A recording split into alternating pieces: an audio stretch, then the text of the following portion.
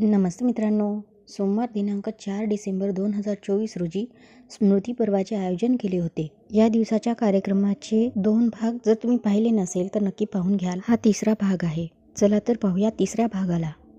म्हणूनच आजचा विषय आहे आपल्याला की संत कर्मयोगी गाडगे बाबा आणि आजचा ढोंगी समाज या विषयावर आपले विचार मांडण्यासाठी मी आमंत्रित करते माननीय दशरथजी मडावी यांना. त्यांनी आपले इथे विचार व्यक्त करावे ही विनंती. प्राध्यापक काशीनाथजी लाहोरे, या स्मृती पर्वाचे आयोजक सन्माननीय ज्ञानेश्वरजी गोरे, विलासजी काळे,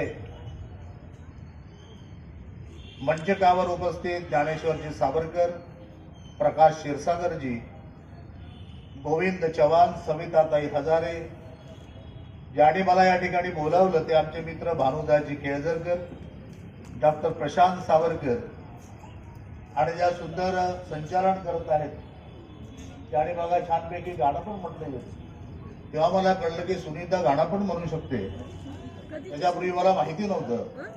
सुंदर गाणं तिनं म्हटलं ते सुनीता ताई काळे. ओळखीचे चेहरे, आणि आपण एकाच गावचे असल्यामुळे अनेकांचे चेहरे ओळखीचे, अनेक लोक ओळखीचे, त्यामुळे सर्वांचं नाव घेणंही संयुक्तिक नाही. त्या मी आणण्याचा माझ्यामध्ये प्रयत्न करतो. पण एखाद्याचा परिचय अशा पद्धतीनं केल्यानंतर त्या वक्त्यावरती बंधन येऊन जातं. त्याला वाटते असंच आपण वागलं पाहिजे, तसंच आपण जगलं पाहिजे, आपल्या मनासारखं जगता येत नाही मग आपल्याला, अशी एकूण आपली अडचण होऊन जाते. पण आजच्या या कार्यक्रमाचे अध्यक्ष यांनी माझं काम फार हलकं करून टाकलं. नेहमीचा प्रघात असा असतो की अध्यक्ष कमी बोलतो आणि वक्ता म्हणून बोलावला जातो. पण मला असं वाटलं की अध्यक्ष आमचे गुरुवरी आहेत आणि ते छानपैकी विषय मांडतायत. एकूणच आपला उद्देश जो आहे तो आपला उद्देश आहे की लोकांपर्यंत तो विषय नीटपणे पोहोचणं. ते कुणाच्या माध्यमातून पोहोचते हा विशेष महत्वाचा भाग नाही, पण लोकांपर्यंत पोहोचणं हा अत्यंत महत्वाचा विषय असतो. आणि म्हणून प्राध्यापक काशीनाथजी लाहोरेंचा पिंड प्राध्यापकाचा एक आहे आणि दुसरा पिंड त्यांचा पत्रकारांचा आहे. या दोन्ही गोष्टी एकत्र करून त्यांनी अतिशय शांतपणे आणि ढोंगी समाजावर त्यांनी या ठिकाणी फार ओरखडे ओढलेले आहेत आणि आपल्याला सांगत ओढलेले आहेत की काही झालं तरी कुणाच्याही भावना वगैरे दुखतील तरी मला क्षमा करून टाका. अशा पद्धतीने सुंदर चांगलं वाक्य असतं समोरच्या माणसांना आपल्या गळी उतरवण्यासाठी की बाबा मी बोलणार आहे, तुमच्या जर भावना बिवना दुखावरा नसतील तर आता समजून घ्या, भावना बिवना थोड्याशा बाजूला काढून ठेवा आणि मग आपण बोलूया. अशा पद्धतीनं प्राध्यापक काशीनाथजी लाहोरे सर यांनी अतिशय सुंदर पद्धतीनं या ठिकाणी या विषयाचं विवेचन केलं आहे आणि त्यामुळे मला अधिक काही बोलण्याची गरज आहे असं मला वाटत नाही. मी कमी काळामध्ये मी आपलं मनोगत, कारण असंही आपल्याला 10 वाजता थांबवावं लागणार आहे, त्यामुळे मी कमी वेळामध्ये आपलं मनोगत या ठिकाणी व्यक्त करणार आहे. खरं म्हणजे कर्मयोगी गाडगे बाबा, या गाडगे बाबांचं एकूणच काम आपण जर बघितलं, कोणाला ते पटो न पटो, पण केसी ठाकरेंनी त्यांचं चरित्र लिहिताना त्याने एक गोष्ट त्या ठिकाणी नमूद केली आणि फार महत्वाची गोष्ट आहे. आज आपण तशी तुलना करत नाही, पण त्याने ती तुलना त्या ठिकाणी करून ठेवली. ते असं म्हणाले की अलीकडच्या काळामध्ये गृहत्याग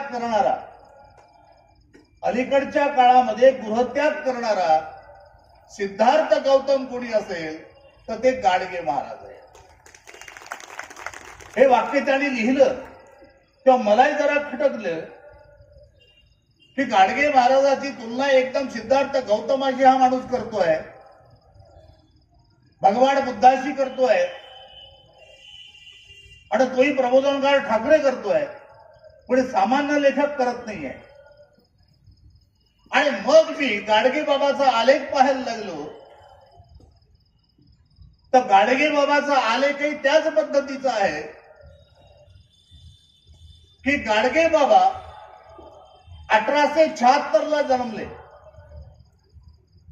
1876 ला जन्मल्यानंतर त्याने गृहत्याग कधी केला?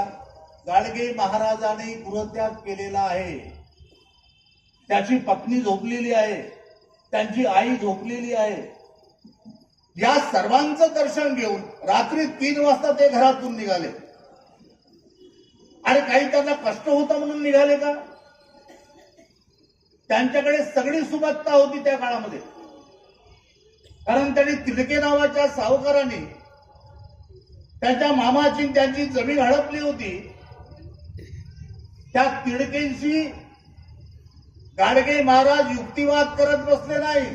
त्या काळामध्ये जेव्हा तिडक्यांची दलाल, तिडक्यांची गुंड जेव्हा त्यांनी शेतामध्ये पाठवले, अनेक लोक फक्त आपण विचार मांडत जातो, पण अंगावर कोणी आलं तर मग हिंमत होत नाही. विचार मांडताना आपण मोठ्या ताकदीनं मांडत असतो, पण गाडगे महाराज मात्र त्या दोन्ही गोष्टीमध्ये पारंगत होते. जेव्हा तिडकेंची गुंड त्यांच्या शेतामध्ये आली, हा माणूस शेतामध्ये नांगरतोय, शेत नांगरतोय, आणि ती गुंड आली आणि हा तिडके जो होता तो घोड्यावर बसलेला तेव्हाचा सावकार दापुरीचा, हा सावकार जेव्हा येतो तो म्हणतो की या माणसाला पकडा आणि बाहेर फेकून द्या शेतात. गाडगे महाराज म्हणतात, माझ्या अंगाला जर कोणी हात लावला तर तुम्ही इथून जिवंत जाणार नाही. जशी विचाराची धमक असते त्याच पद्धतीनं आपल्या अंगाची धमक असावी लागते. आणि गाडगे महाराज एक माणूस पुढे आला, गाडगे महाराजांनी त्यांना अक्षरशः पकडलं, खाली पाडलं आणि त्याचा हात मुरगळला. तो ओरडत पळाला. तिडकेला वाटलं, रे बाप रे बाप, हे कसं होईल अशा? कारण तिडक्यांचा त्या एरियामध्ये मोठा दरारा, आणि त्याला वाटलं एका माणसाने जर माझं पाणीपत केलं तर माझी सावकारी कशी चालेल? सगळीच माणसं या पद्धतीने वागतील पुढे. आणि मग जेव्हा दुसरं त्या तिडकेला सांगितलं, बघता काय तुम्ही एवढे लोक आहेत, त्या एका माणसाला हकलत नाहीये शेतामध्ये. दुसरे माणसं तोर पुढे गेले आणि गाडगे महाराजांनी त्यांच्याकडे तुत्या होता, तुत्या माहिती आहे तुम्हाला? तो गाडगे महाराज दोघांनाही असं झोडपलं, ते पळून गेले. आणि मग गाडगे महाराजाला वाटलं आता वार आपण सावकारावरच केला पाहिजे. हे त्यांचे चमचे आहे आणि चमच्यावर वार करण्यात काही अर्थ नाही. आणि मग गाडगे महाराज घेऊन तुत्या घेऊन धावले त्या तिडकेंच्या घोड्याजवळ आणि त्याने एक रट्टा त्याला मारला. सावकार घोड्यासहित पळून गेला. त्या एरियामध्ये या सावकाराच्या दलालीचं प्रमाणच कमी झालं. सावकाराच्या गहाणाचं शेत जे गहाण होते ते सगळ्या लोकांनी आपापलं शेत सोडवून घेतलं. आणि तेव्हापासून गाडगे महाराजांची इज्जत सुद्धा गावागावांमध्ये वाढायला लागली. गाडगे महाराज सहज लोकांपर्यंत गेले नाही. आणि मग छानपैकी ते शेत, इतकं सुंदर शेत, त्या शेतामध्ये गाडगे महाराज ऑलरेडी मेहनती होते. त्यांनी शेतामध्ये सुंदर सुंदर पिकं काढली, भरघोस पिकं काढली. त्या गावामध्ये त्यांच्या घरामध्ये सगळे सुबत्ता आली. आणि अशा काळामध्ये एखादा माणूस घर सोडतो म्हणजे खायला नाही, आपल्याला अनेक विवंचन आहे, असे माणसं अनेकदा पलायनवाद स्वीकारतात, घर सोडून जातात. गाडगे महाराजांनी घर सोडलं तेव्हा त्यांच्याकडे सगळी सुबत्ता होती जी सिद्धार्थ गौतमाकडे होती. तो राजपुत्र होता. त्याच पद्धतीची सुबत्ता गाडगे महाराजाकडे होती. पण गाडगे महाराजांच्या मनामध्ये तेव्हापासून विचार सुरू होता, या देशामध्ये एक मी पिचला, मी पुढे आलो, माझा मी अधिकार मला मिळवला. या पद्धतीचे किती लोक असतील, या देशामध्ये किती लोक असतील, आणि कशामुळे पिसरेले माणसं आहे, त्यांचं शोषण कशामुळे होत आहे? गाडगे महाराजांचं तत्वज्ञान सुद्धा या अँगलनं तपासलं पाहिजे. आम्ही जरा एक बुवा बाबा कीर्तनकार एवढ्या पुरतं जर मर्यादित ठेवलं तर गाडगे महाराज आपल्याला समजणारच नाही. आणि गाडगे महाराजांना वाटलं की माणसांचं दुःख मला कमी करायचं आहे, त्यांचं शोषण मला कमी करायचं आहे. आणि मग गाडगे महाराजाला वाटलं आता आपल्याला घरात राहून चालणार नाही. आणि मग त्यांनी विचार केला आणि 1 फेब्रुवारी 1905 ला 1 फेब्रुवारी 1905 ला गाडगे बाबांनी गृहत्याग केला. ते घर सोडून गेले. आता मी तुलना करतो, 76 ला जन्मले गाडगे बाबा आणि 1905 ला गृहत्याग केला. किती वर्षाचे होते गाडगे बाबा? 29 वर्षाचे. बुद्धांना कधी गृहत्याग केला? त्यांचं वय किती होतं? 29. काय साम्य आहे बघा. म्हणजे म्हणून कदाचित केशवराव ठाकरेने लिहिलं की अर्वाचीन काळातला बुद्ध जर कोणी असेल गृहत्याग करणारा ते गाडगे बाबा आहे. म्हणजे बुद्धानं गृहत्याग केला तो 29व्या वर्षी आणि गाडगे महाराजांनी गृहत्याग केला तो 29व्या वर्षी. दोघांचं वय सारखं आहे, लक्षात घ्या. आणि मग गाडगे महाराज गेल्यानंतर गाडगे महाराज काय केलं? गाडगे महाराज 12 वर्ष 1917 पर्यंत गाडगे महाराज हे सातत्यानं फिरत राहिले. आणि त्यांनी ठरवलं आपलं दिनचर्या एका गावात एका दिवसाशिवाय जास्त राहायचं नाही. मागायचं, माधुकरी मागायची, जे मिळेल ते खायचं, तक्रार करायची नाही. आणि वस्त्र 2 वस्त्राशिवाय 3रं वस्त्र घालायचं नाही. आणि ते वस्त्र कोणतं? चिंध्या. ते चिंध्या पांघरलेला माणूस, एक चिंध्या पांघरलेला माणूस लोकांना आश्रय उभे करतो, लोकांसाठी घर उभे करतो, हे साधी गोष्ट आहे. आणि असा गाडगे महाराज जेव्हा 12 वर्ष फिरला, या गावून त्या गावाला फिरतोय. आणि फिरता फिरता त्यांनी जनमानसाची नाळी ओळखली. सामाजिक अभिसरण कसं होते, सामाजिक रचना कशी आहे या देशामध्ये, शोषणाचे मार्ग कोणकोणते आहेत, त्यांच्या पद्धती कोणत्या आहेत आणि त्याचं निवारण आपण कसं करू शकतो. या माणसांनी 12 वर्ष निरीक्षण केलं, चिंतन केलं. आणि मग त्याला वाटलं आता आपण काहीतरी पद्धती शोधली पाहिजे. आपल्या मनातला विचार आहे तो लोकांपर्यंत मांडायचा आहे. पण तो कसा मांडायचा? लोकांना पचलाही पाहिजे ना. लोकांना पचत आपण पुढे गेलं पाहिजे. आणि मग गाडगे महाराज ज्या पद्धतीनं अलीकडे लोक पथनाट्य करायचे, त्यांनी हत्यार वापरलं. हत्यार होतं कीर्तनाचं, कारण त्या काळामध्ये कीर्तनच प्रसिद्ध होतं. आणि म्हणून गाडगे महाराजांनी कीर्तनाचं हत्यार स्वीकारलं. आणि कीर्तन कसं करायचं? तेव्हाही कीर्तन होत होती, पण तबला, पेटी, मृदंग, त्याचे साजिंदे, छानपैकी गाणारे वगैरे वगैरे. आज ज्या पद्धतीनं कीर्तन होतात, आजची कीर्तन म्हणजे कॉमेडी शो आहे. तुमचे अनेक महाराज आहेत, कोणते विषय मांडतात ना कसे मांडतात, लोकांना हसवणं एवढं आज कीर्तनाचं माध्यम राहिलेलं आहे. म्हणजे आजचे कीर्तन धाडसाने मी म्हणतो की मोठं वाक्य होईल, पण आजची जी कीर्तन होतात ते कॉमेडी शो सारखे आहे.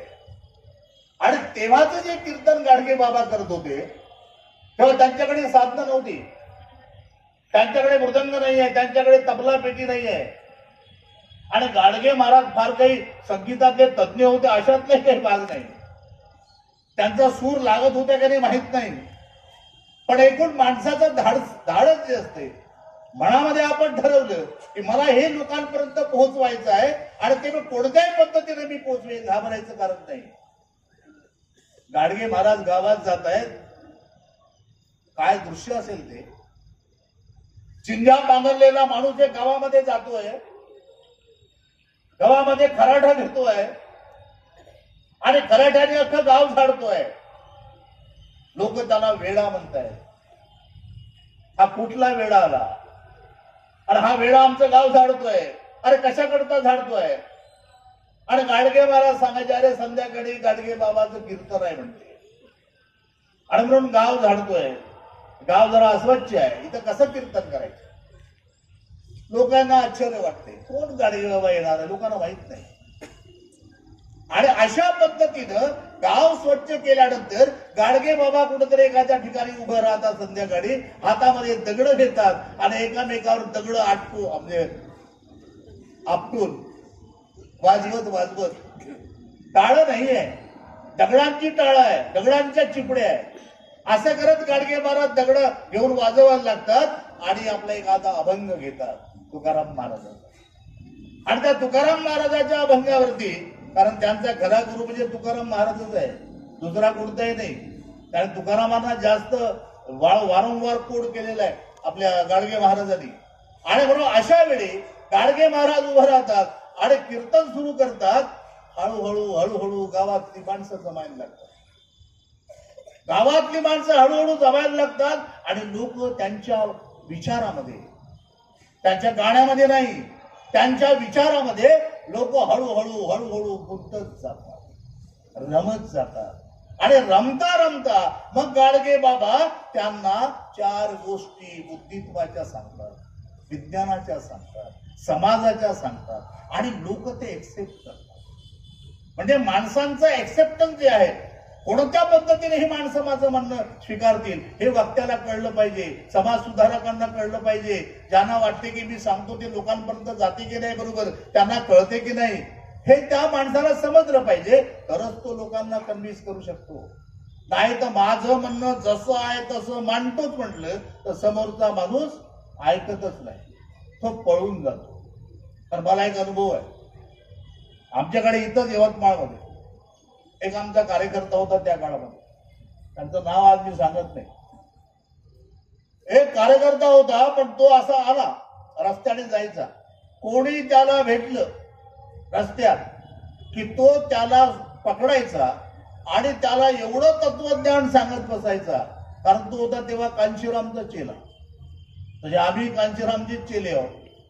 तेव्हा कांशीरामजींचा चेला होता तो. त्याला वाटे हे 1585चं तत्वज्ञान अफलातून आहे, हे लोकांना आपण सांगितलंच पाहिजे. आणि मग तो एवढं सांगायचा, त्याला कुठे जायचं असायचं, अरे तो म्हणला बस झालं ना आता, मला जाऊ दे ना, अरे थोडंस आहे असं म्हणून त्याला तो सांगायचा. आणि शेवटी त्याची सुटका तो बरोबर करून घ्यायचा, निघून जायचा. त्याची ख्याती झाली होती. आणि पुढे पुढे लोकांनी ते समजून घेतलं, हा समोरून येताना दिसला हे माणसंच आपला रस्ता बदलवून टाकेल, अरे नको रे बाबा. म्हणजे आपण कुणाला सांगतो, किती सांगतो, कोणत्या पद्धतीनं सांगतो, हे खरं म्हणजे कन्व्हिन्स करण्याची पद्धती असते, त्याची एक थेरी असते. आणि म्हणून गाडगे बाबा जे यशस्वी झाले त्यामध्ये झाले. अनेक लोकांना वाटते गाडगे बाबा देवकी गोपाला गोपाला देवकी नंदन गोपाला असं का म्हणत होते? हे कुठले फुले शाहू आंबेडकरवादी? काही लोक तर इथपर्यंत आहे की महात्मा फुलेही आंबेडकरांच्या लाईन मध्ये बसत नाही असंही म्हणणारी आहेत. तुम्हाला आश्चर्य वाटेल, का बसत नाही? त्यामुळे फुल्यांनी निर्मिक मानला. फुले निर्मिक म्हणतात आणि लोकांनी निर्मिकचा अर्थ ईश्वराशी जोडून टाकला. फुल्यांचा निर्मिक म्हणजे ईश्वर, म्हणजे फुले ईश्वरवादी आहे. मग ईश्वरवादी जर फुले असेल तर चारवाकापासून जी परंपरा इथपर्यंत आली गाडगे महाराजापर्यंत निरीश्वरवादाची, त्यामध्ये मग निर्मिक कुठं बसते, मग ईश्वर कुठे बसतो? म्हणजे अशाही पद्धतीनं लोक विचार करणारे आहे. पण त्याला त्या त्या काळामध्ये माणसं कन्व्हिन्स करण्याकरता काय काय शब्द वापरावे लागतात याचा अंदाज लोकांना येत नाही. आणि म्हणून गाडगे महाराजांनी गोपाला गोपाला देवकीनंदन गोपाला हा एक उद्घोष केला आणि लोकांना जवळ केलं गाडगे महाराजांनी. आणि म्हणून मी असं म्हणेन की गाडगे महाराजांनी कधीही, मी त्यांच्या शेवटच्या कीर्तनापर्यंत आपण जर बघितलं तर गाडगे महाराजांनी कधीही देवाचा स्वीकार केलेला नाही. गाडगे महाराजांनी कधीही ईश्वराचा स्वीकार केलेला नाही. गाडगे महाराजांनी फक्त वेगळ्या पद्धतीनं सांगितलं. आणि म्हणून मी म्हणेल गाडगे महाराज हे एकेश्वराकडून एकेश्वरवादाकडून ते निरीश्वरवादाकडे गेलेले आहे. गाडगे महाराज म्हणजे त्याने एकेश्वरवाद स्वीकारला. सुरुवातीला गोपाला म्हणायचे, लोकांना सांगायचे की बाबा रे, बघा यांनी क्षीरसागर याने तो उदाहरण दिलं. लोक म्हणायचे की एकच ईश्वर आहे. ईश्वर किती? ते एक ईश्वर आहे. मग गाडगे महाराज विचारायचे, एक ईश्वर आहे, मग तुझ्या गावात मारुती आहे का? लोक म्हणायचे हो जी. मग किती ईश्वर झाले? लोक म्हटले 2. मग तुमच्याकडे मसोबा आहे का? हो जी. मग किती झाले? 3. मग ते म्हणा तुझ्याकडे आणखी मरी आहे का? ते म्हटले आहे जी. मग किती झाले ईश्वर? 4. असं करत करत ते रामकृष्णापर्यंत जात होते. मग रामाला तुम्ही देव मानता की नाही जी? हो जी. मग किती झाले? मग कृष्णाला मानता की नाही? हो. किती झाले? असं करत करत ते वाढवत न्यायचे. आणि मग ते म्हणायचे, अरे हे सगळे जर देव आहेत, हे सगळे जर देव आहेत, तर हे देव तुम्ही जेव्हा यांच्या तीर्थस्थळी जाता तेव्हा तुमची साधी विचारपूस तरी करते का रे? हे विचारतात का तू कुठून आलास, कोणत्या गावून आला, कशाने आलास, कुठे राहतो आहे, हे साधी विचारपूस तरी करतात का? म्हणजे हा प्रश्न गाडगे महाराज जनतेला विचारते आहे. आणि जनता हळूहळू सांगतायत की हो हे बरं आहे, आम्ही या दृष्टीने विचारच केला नाही, आम्ही या दृष्टीने आतापर्यंत कधीच विचार केला नाही. म्हणजे आम्हाला जे नाही आहे, जे अस्तित्वात नाही, ते आमच्या बुडक्यावर आतापर्यंत बसवले या लोकांनी आणि आम्ही त्यांची पूजा करत बसलो. म्हणजे अशा एक प्रश्न गाडगे महाराज असं म्हणतात की देव जर दगडामध्ये आहे आणि तो जर मंदिरामध्ये आहे, तर रात्री तो देव दिसतो का रे? लोक म्हणते नाही जी. मग तिथे तुम्ही दिवा लावता का? दिवा लावतो. पण दिव्यानं देव दिसतो का? दिसतो. मग देव मोठा की दिवा मोठा? साधा प्रश्न आहे. अरे ज्या दिव्यानं तुम्हाला देव दाखवला, त्या मंदिरात दिसवला, तो दिवा मोठा की देव मोठा? म्हणजे अशा पद्धतीचे प्रश्न गाडगे महाराज विचारतायत आणि लोकांना निरुत्तर करतायत. आणि जेव्हा माणूस निरुत्तर होतो ना, तेव्हा तो हळूहळू स्वीकारायला लागतो. त्याला वाटते काय नाही, आपल्या पलीकडेच आहे, आपण हे स्वीकारलं पाहिजे. आणि अशा पद्धतीनं, नाहीतर गाडगे महाराज देवावर एवढं बोलणारा माणूस, सडेतोड बोलणारा माणूस, त्याची महाराष्ट्रामध्ये किती कीर्तन व्हावी. पुण्यामध्ये कीर्तन, मुंबईमध्ये कीर्तन, रत्नागिरीमध्ये कीर्तन, कोल्हापुरात कीर्तन, सगळ्या महाराष्ट्रभर जो माणूस देवाच्या विरोधात बोलतो त्याला लोक कीर्तनाला आपल्या गावामध्ये बोलावतात. म्हणजे काहीतरी गंमत असेल की नाही या माणसाकडे. आणि अशा पद्धतीनं गाडगे महाराजांनी हे आपलं तत्वज्ञान हे आहे. कारण गाडगे महाराजाचं एक तत्वज्ञान आहे आणि ते तत्व गाडगे महाराजाला तत्वज्ञानी म्हटलं पाहिजे. जेव्हा आपण फुले शाहू आंबेडकरी तत्वज्ञान म्हणतो ना, ते तत्वज्ञान गाडगे महाराजाकडे आहे आणि गाडगे महाराजाकडे सुद्धा आहे. त्यांचं एक तत्वज्ञान आहे, त्याने आपल्या पद्धतीनं सादर करण्याचा तो प्रयत्न केलेला आहे गाडगे महाराजांनी. आणि म्हणून गाडगे महाराज त्यांना जेव्हा वाटलं की आपल्याला माणसाला शिकवलं पाहिजे, बघा त्यांचं तत्वज्ञान कुठे जाते. जे बाबासाहेब आंबेडकरांनी शिक्षणाच्या व्यवस्था केल्या, गाडगे महाराजांनी काय केलं? आमटे बहादर माणूस. पण या माणसाला माहित आहे या देशामध्ये गरिबांचं शोषण कशामुळे होत आहे? तर अज्ञानामुळे होत आहे. जे महात्मा फुल्यांनी सांगितलं, विद्येवानामती गेली, तिथे अज्ञान आहे. बाबासाहेबांनी सांगितलं अज्ञान आहे. अज्ञानात दूर करायचं असेल तर आपण शाळा कॉलेजेस काढल्या पाहिजे, शिक्षणावर व्यवस्था केली पाहिजे. हा गाडगे महाराज एकटा इकडे गावागावामध्ये कीर्तन करत फिरत नाही राहिला. गाडगे महाराजांनी किती शाळा काढाव्या, गाडगे महाराजांचं एकूणच शैक्षणिक कार्य किती असावं, अहो आश्चर्य करण्यासारखं आहे निरक्षर माणसाचं. त्याने 24 महाराष्ट्रामध्ये 24 आश्रमशाळा काढल्या. गाडगे महाराजांनी 24 आश्रमशाळा काढल्या आहे.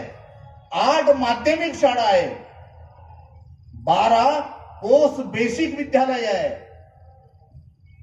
15 वसतिगृह आहेत महाराष्ट्रामध्ये.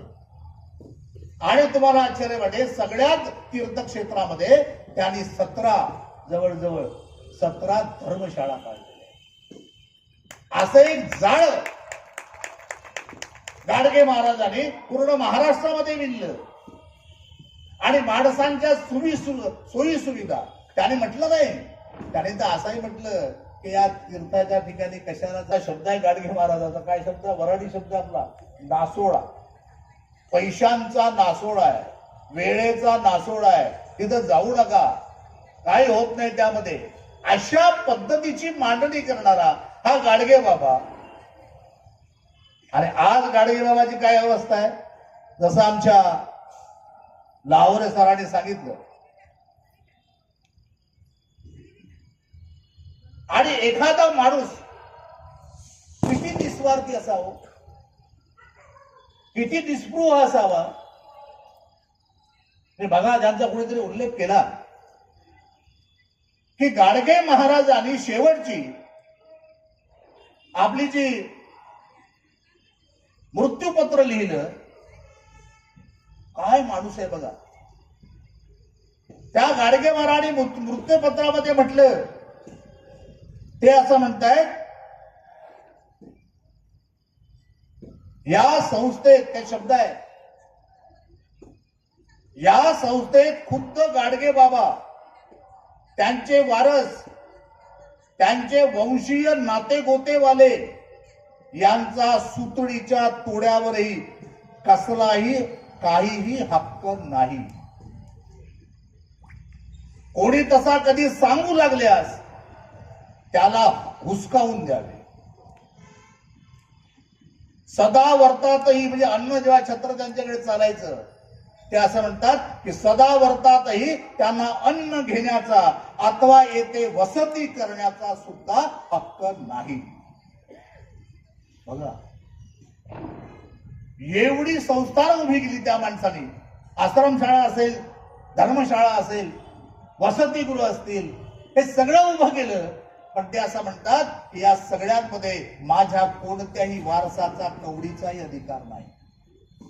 अहो, त्याने त्याच्या पत्नीला, कुंताबाईला, एकदा राहायला गेले एका आश्रमशाळेमध्ये.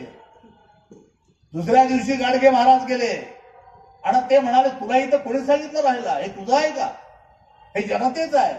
अरे ते म्हणते की मला राहायला जागा नाही आहे, मग आपली झोपडी बांधतं कुठेतरी वेगळी, पण इथं राहायचं नाही.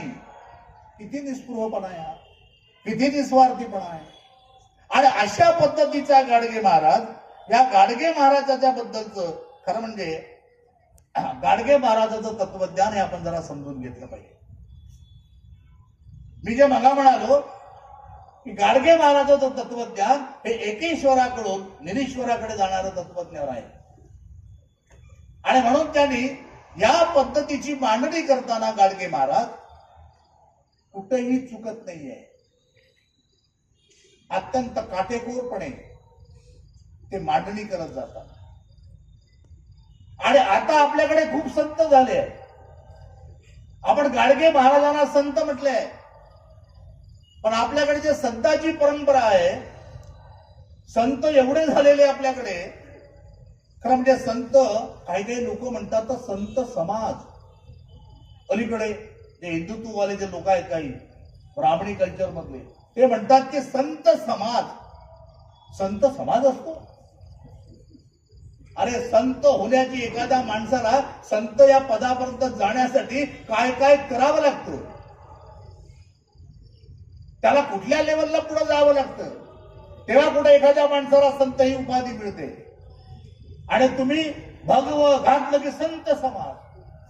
काय चाललंय हे तुम्हाला माहित असेल. मदर तेरेसाला संत ही उपाधी देण्याकरता त्याने त्याच्यावर कमिटी बसवली होती. आणि त्या कमिटीला 2 वर्ष त्या संदर्भामध्ये सर्वे केला. आणि तेव्हा कुठं त्यांनी तिला संत ही उपाधी दिली, संत मदर तेरेसा. संत ही पदवी फार मोठी असते, अशी कुणालाही देता येत नाही आणि कुणालाही मिळत नाही. ते तुम्हाला मिळवावी लागते एखाद्या माणसाला. आणि आता सगळ्यांच्या सगळे संत, संत समाज झाला. अशा पद्धतीने संतांची गोष्ट सुरू आहे. आणि म्हणून मला असं वाटते की आपल्याकडे नामदेव महाराजापासूनच सगळी जी परंपरा आहे इकडे आपण ते गाडगे महाराजापर्यंत जोडतो. या संत परंपरेमध्ये सुद्धा आपण जरा शंका घेतली पाहिजे. सगळ्या संत परंपरा बरोबर असतात अशातला मुद्दा नाहीये. मी अनेकदा असं बोललोय. अनेक लोक म्हणतात की ज्ञानेश्वर महाराजांनी खूप अन्याय सहन केला. त्यांना म्हणे संन्यासाची पोरं म्हणून इथल्या ब्राह्मणी व्यवस्थेनं घराच्या बाहेर हाकलून दिलं, त्यांच्यावर बहिष्कार टाकला.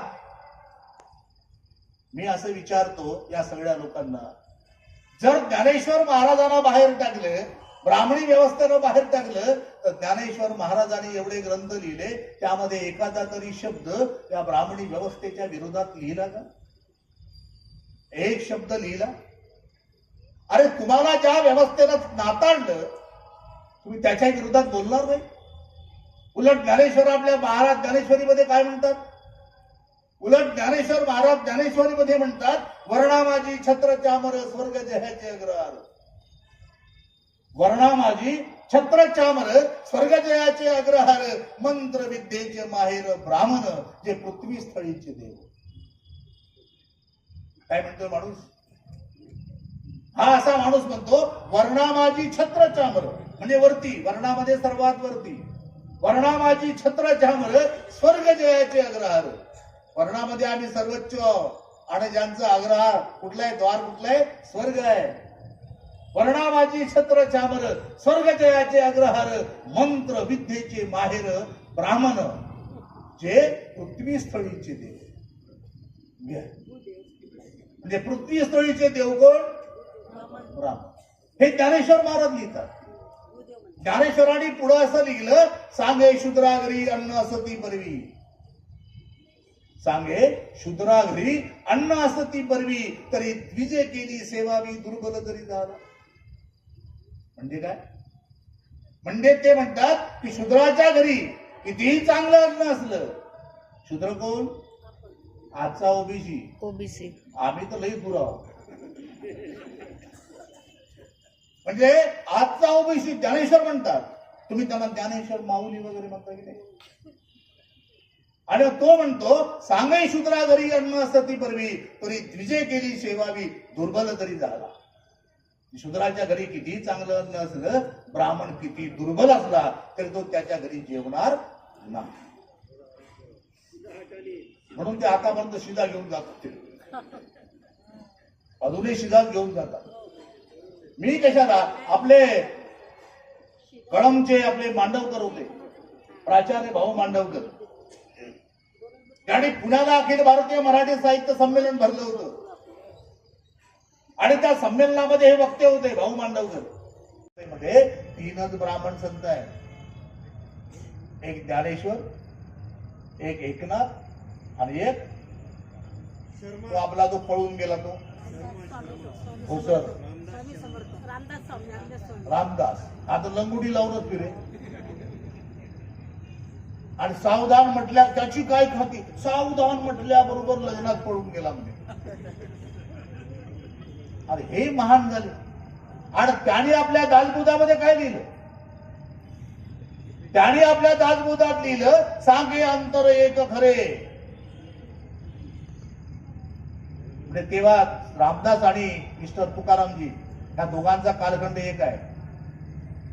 आणि म्हणून तेव्हा तुकाराम महाराज सांगत असायचे, अरे सर्व आम्ही सगळे त्या प्रभूची लेकरं आहोत, आम्ही सर्व त्या विठ्ठलाची लेकरं आहोत, आमच्यात भेदभाव असता कामा नये, आपण एकत्र आलं पाहिजे. अशा पद्धतीची भूमिका संत आपल्या संत तुकारामजी असेल किंवा संत नामदेव महाराज या लोकांनी मांडली. आणि त्याला उत्तर म्हणून यानं लिहिलं आपल्या दासबोधामध्ये, सांगती अंतर एक खरे, संगती घेऊन येती महारे. दासबोधात त्यांनी लिहिलंय. पण हे सांगतायत अंतर एकच आहे, आपण सगळे एकच आहोत वगैरे वगैरे. म्हणून त्याला म्हटलं, सांगती अंतर एक खरे, संगती घेऊन येती महारे. पंडित आणि चाटे पोर एक कशी. ते पंडित आणि हे चाटे पोर बाकीचे. आणि तो म्हणतो पंडित आणि चाटे पोर एक कैशी. हे कशी एक असतील हा प्रश्न विचारतोय रामदास. तो असं म्हणतो, राजहंस आणि कोंबडे एक कैशी. आणि पुढे तर अजून असं म्हणतो, मानसे आणि गधडे एक कैशी. म्हणजे रामदास स्वामीने आम्हाला काय म्हटलं?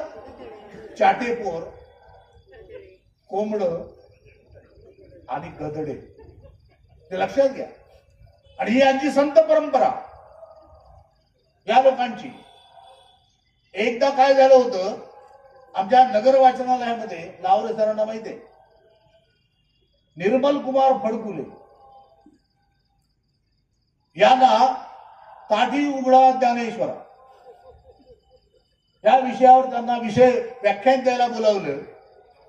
ते आले आणि त्यांनी आपलं छानपैकी 1 तास बोलले, ज्ञानेश्वर, मुक्ताबाई वगैरे वगैरे वगैरे. आणि बोलल्यानंतर म्हणजे काही प्रश्न आहे तर विचारा. आणि मग मी त्यांना प्रश्न विचारला की मला ज्ञानेश्वरामध्ये हे आता मी तुम्हाला सांगितलं हे अशा अशा ओव्या आहे.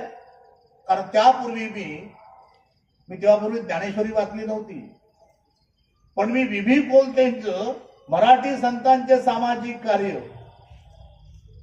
हे आपल्या नागपूर विद्यापीठाचे कुलगुरू होते आणि त्यांनी काशीमध्ये भाषण दिलं होतं मराठी संतांच्या संदर्भात. आणि ते भाषण मग इथे आपल्या रमाकांत कोलते सरांनी ते पुस्तक छापलं.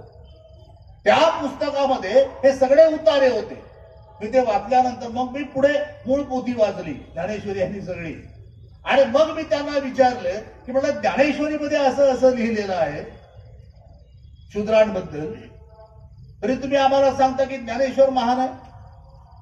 ते काय म्हटले माहिती आहे त्यांच्या भाषणात म्हटले, नंतर म्हणाले की म्हणे एखादं गाणं मैफिल आहे सुंदर, भीमसेन जोशी त्यांच्या समोर तेच असणार, त्यांची म्हणे सुंदर मैफिल सुरू आहे आणि छानपैकी 2 तास 3 तास मैफिल सुरू आहे आणि त्यातलं एक गाणं बिघडलं. मग आपण पूर्ण मैफिल बिघडली असं म्हणायचं का? म्हणजे त्यात 8 अभंग 8 श्लोक असे आहेत की जे जाती व्यवस्थेचं आणि इथल्या ब्राह्मणिझमचं पुरस्कार करतात, समर्थन करतात. मग त्याच्यासाठी आपल्याला पूर्ण ज्ञानेश्वरी वाईट आहे असं आपण म्हणणार का? म्हणून तो म्हणाला की हे मैफिल चालू आहे आणि एक गाणं बिघडलं म्हणजे पूर्ण मैफिल बिघडली असं आपण म्हणणार आहोत का? असा त्यांनी मला उलट प्रश्न केला. आणि मग मी त्यांना सांगितलं, तुम्ही म्हटलं गाण्याचं उदाहरण दिलं, मी दुसरं उदाहरण देतो. म्हणलं तुम्ही आम्हाला 365 वर्षाचे दिवस आहेत, 364 दिवस तुम्ही आम्हाला छानपैकी गोडधोड खाऊ घातलं आणि शेवटच्या दिवशी एक सायनाईडचा कण टाकला जेवणात. आता आमचं काय होईल? आम्ही जिवंत तरी राहू का? आणि अशा पद्धतीचं त्यांना सांगितलं, या 8 ओळी तुम्ही म्हणता, पण या 8 ओळी सुद्धा सायनाईड पेक्षाही भयानक आहे. कारण वाईट आला जास्त काळ सांगावं लागत नाही, ते आपोआप झिरपत जातं. आणि अशा पद्धतीनं या लोकांनी या संत परंपरेनं सुद्धा आमच्याशी दगाबाजी केली, धोकेबाजी केली. म्हणून आपल्याला गाडगे महाराजांना जन्म घ्यावा लागला. आणि म्हणून गाडगे महाराजांनी या पद्धतीचं आपल्या समोर मांडणी केली. मी तुम्हाला गाडगे महाराजाचा आणि बुद्धत्वाशी नातं जोडण्याचा प्रयत्न करतो. म्हणजे गाडगे महाराजांनी 29व्या वर्षी गृहत्याग केला, तो बुद्धानेही केला. आणि गाडगे महाराजांचं निधन सुद्धा 80व्या वर्षी झालं आणि बुद्धाचं निधन सुद्धा 80व्या वर्षी झालं. जरा समजून घ्या. म्हणजे एका माणसांची तादात्म्य पावणं ज्याला म्हणतो विचाराची, ह्या माणूस त्या पद्धतीनं जगला. बुद्धानं जे सांगितलं भिक्खूंना त्याच पद्धतीनं गाडगे महाराज जगले आयुष्यामध्ये. ते सदाव्रत करायचे लोकांसाठी, जेवणाच्या पंक्ती बसवायचे, पण स्वतः मात्र मागून आणून ते कुठेतरी एकटे जाऊन बसून खायचे. त्या तिथलं ते खात नव्हते. हे जरा समजून घेतलं पाहिजे गाडगे महाराजांचं. गाडगे महाराज स्वच्छ सुंदर पण चिंध्यांचं कापड, नवीन कापड घालत नव्हते. एका गावात एका दिवसाच्या पलीकडे राहत नव्हते. हे सगळं तत्वज्ञान, बुद्धाचं तत्वज्ञान गाडगे महाराजांनी आपल्या अंगामध्ये स्वीकारलं होतं. आणि म्हणून गाडगे महाराजांनी आपलं तत्वज्ञान जे सांगताना लोकांना पटेल अशा भाषेत सांगण्याचा प्रयत्न केला. आणि शेवटी मी जे म्हणालो की एकेश्वरवादाकडून ते निरीश्वरवादाकडे गेले. त्याने देव नाकारलेला आहे. गाडगे महाराजांनी सातत्यानं देव नाकारला आहे. आणि तोच माणूस देवाची एवढी विटंबना करू शकतो ना, तो नाकारतो तो. आणि म्हणून माझी एक शेवटची आता तुम्हाला एक तत्वज्ञान सांगतो. या ब्राह्मणिझमचं मी नेहमी ते कथा सांगत असतो. हे किती फसवं तत्वज्ञान आहे जे गाडगे महाराजांनी उघड केलेलं आहे. हे तत्वज्ञान कसं आहे की म्हणजे एका जंगलामध्ये एक गुरु होता, त्याचा शिष्य होता. हे तत्वज्ञान किती खोटं असतं. आणि त्या पायावर तेवढी इमारत उभी आहे इतके वर्ष. आणि मग गुरु आणि शिष्य बसला जंगलामध्ये. आणि गुरु त्या शिष्याला समजावून सांगतोय की बाबा रे, काही दुसरं करावं लागत नाही. ब्रह्मम सत्य जगत मिथ्या. ब्रह्म सत्य आहे, जग सगळं मिथ्या आहे. आता ब्रह्म काय हेच तर माहित नाही आम्हाला. त्यांना विचारलं, त्यांनाही सांगता येत नाही ब्रह्म नेमकं काय आहे बाबा. ब्रह्माचा अर्थ आम्हाला एवढंच माहित आहे, बृहत अहम, जो स्वतःला मोठं समजतो, जो ब्राह्मण इतरांपेक्षा. शब्दांचा अर्थ तसा आहे बृहत अहम, जो स्वतःला मोठं समजतो इतरांपेक्षा, तो ब्राह्मण तेच ब्रह्म, या अर्थानं तो शब्द आहे. पण आता हा गुरु सांगतोय त्याला की बाबा रे, ब्रह्मम सत्य जगन मिथ्या, बाकी सगळं मिथ्या आहे, बाकी सगळं खोटं आहे. तू खोटा आहेस, मी खोटा आहे, हे दुःख खोटं आहे. मग काय खरं आहे? ब्रह्म एक सत्य आहे. मग काय करायचं? तो म्हणे आपला आत्मा एवढा उन्नत करा आणि वरती परमात्मा आहे, त्या परमात्म्याला आत्म्याचं मिलन झाल्याबरोबर तुला मोक्ष मिळेल. दुसरं काही करण्याची चिंता नाही. आणि गुरु आणि शिष्य दोघेही छानपैकी रंगात आले. वारंवार सांगतोय, त्याचं स्पष्टीकरण करू करू आपला गुरुजी सांगतोय, शिष्य तल्लीन, गुरुजी तल्लीन. आणि एवढ्यामध्ये एक हत्ती चित्कार ठोकत धावत आला. जोरात चित्कार ठोकत धावत आल्याबरोबर हे दोघे घाबरले आणि दोघे जण दोन झाडावरती घाबरत चढले. जंगलामध्ये थरथर कापत चढले.